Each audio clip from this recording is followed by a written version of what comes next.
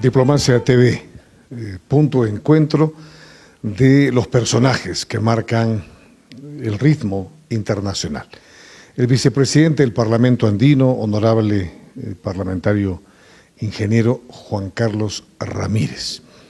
Honor estar juntos. Es biunívoco, yo también siento lo mismo, mi querido parlamentario Pacheco. Biunívoco. Sí.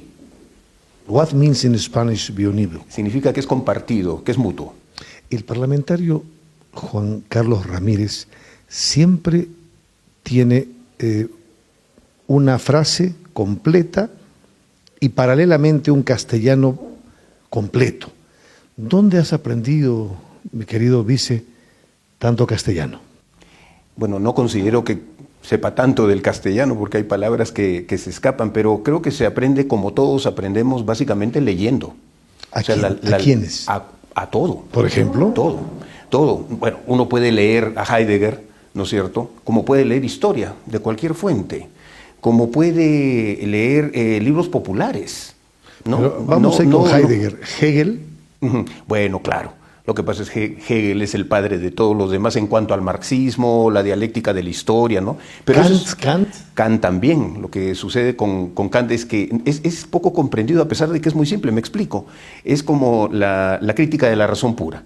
La crítica de la razón pura, que parece un libro denso, no es tan denso. Lo que dice Kant en ese libro es que los seres humanos aprendemos de nuestros sentidos cuando somos niños, infantes, y luego la razón comienza a tomar lugar después cuando ya somos adultos o Hans jóvenes. Kelsen. Pero parece que estamos por la sección austríaca y la sí. sección alemana. Sí. Cuando sin embargo hay italianos, los italianos no pasan a la historia por ser buenos filósofos o pensadores, pero hay uno que se llama Giovanni Papini que es notable. Bueno, Papirón. Bueno, él escribe, ese escrito que más bien tiene origen francés, en el caso de Papini viene condensado en una obra monumental que se llama Juicio Universal. Bueno, y Gramsci. Ya nos estamos yendo más hacia el oriente, con lo que dice usted. No, pero Gramsci es Italia, ¿no? Sí, pero al oriente. Ya, pues bueno, ahora vamos a ir hacia atrás. Italia, Imperio Romano. Sí.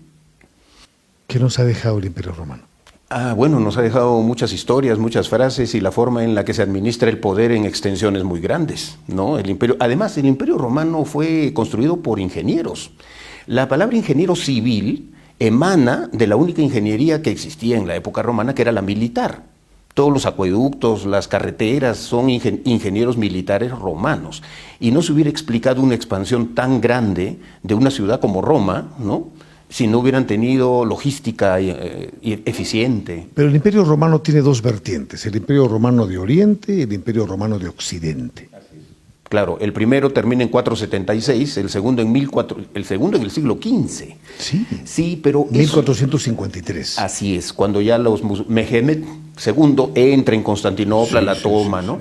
Pero, o sea, ¿por qué dura tanto el de Oriente? Eso. Es la pregunta. Más de 1000 años. Efectivamente, más que el otro. Desde el 330.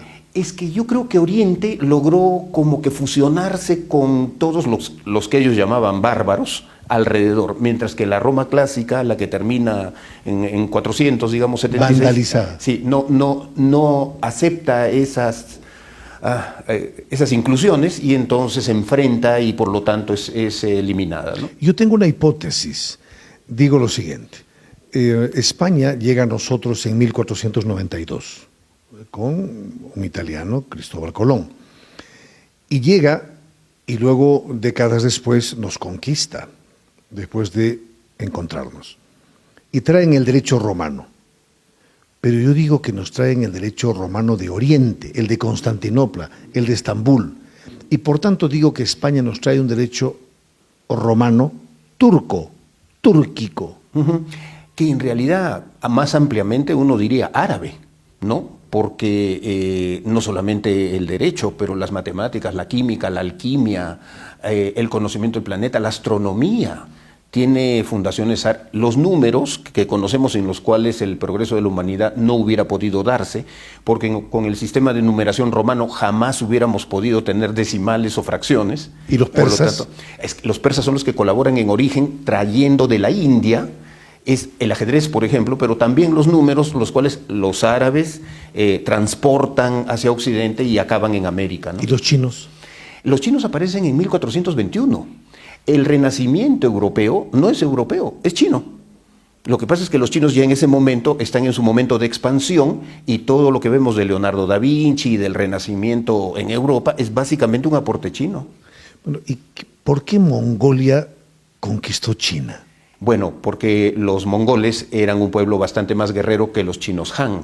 Y bueno, ya que estamos hablando de historia, uno debería preguntarse por qué la China son 1.350 millones de habitantes y los mongoles son solo 3,5 millones, cuando siempre fueron los mongoles los que...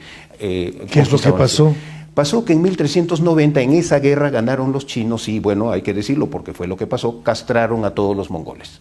Con lo cual se terminó la expansión. Porque en 1205 estaba el Gengis Khan. Sí, claro. ¿No es cierto? Había tomado China. Sí. Y su nieto, Kublai Khan, Así es el que cultiva a Marco Polo. Así es, pero no solo eso. Kublai Khan logra el imperio más extenso de la historia de la humanidad en una sola pieza.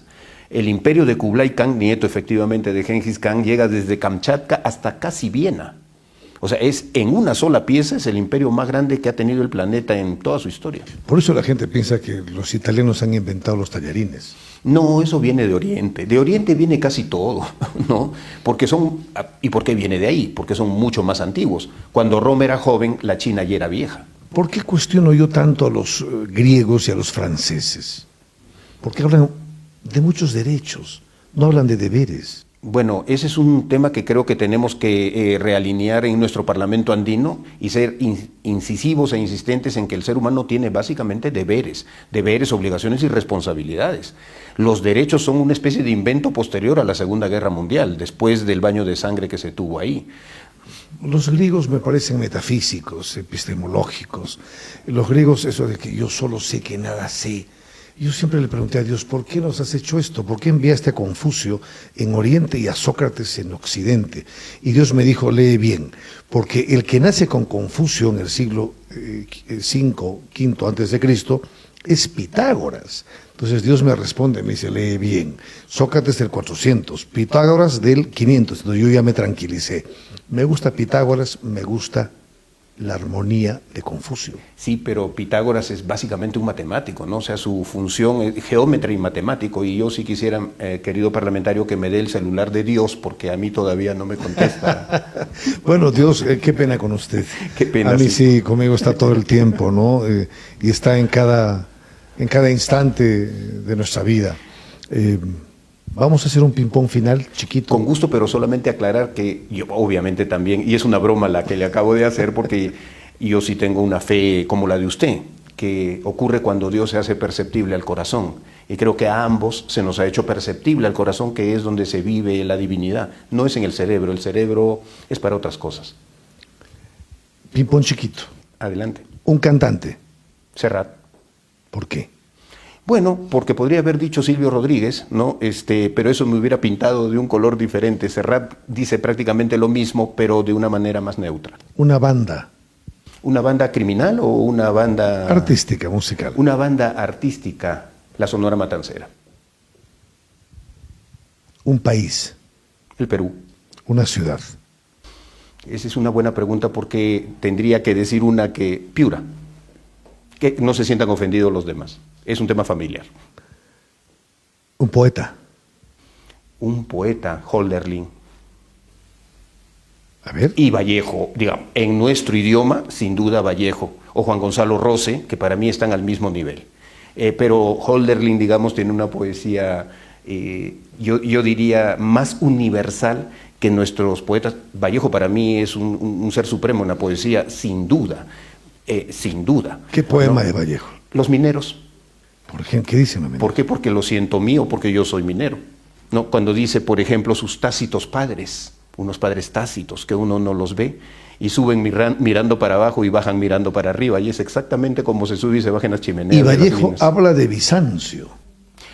No, y no solo de, claro, y esa poesía que usted menciona, ¿no? Es mi andina y dulce Rita de junco y capulí, ahora que me asfixia Bizancio y que dormita la sangre como un flojo coñac dentro de mí. Eso, ¿qué será de su falda de franela, de sus afanes? de su sabor a cañas de Mayo del Lugar. El parlamentario Juan Carlos Ramírez, vicepresidente del Congreso. Un honor, un lujo conversar con él. Todo lo contrario, muy agradecido por la invitación parlamentaria y estoy pues a la orden para cuando ustedes deseen. Diplomacia TV.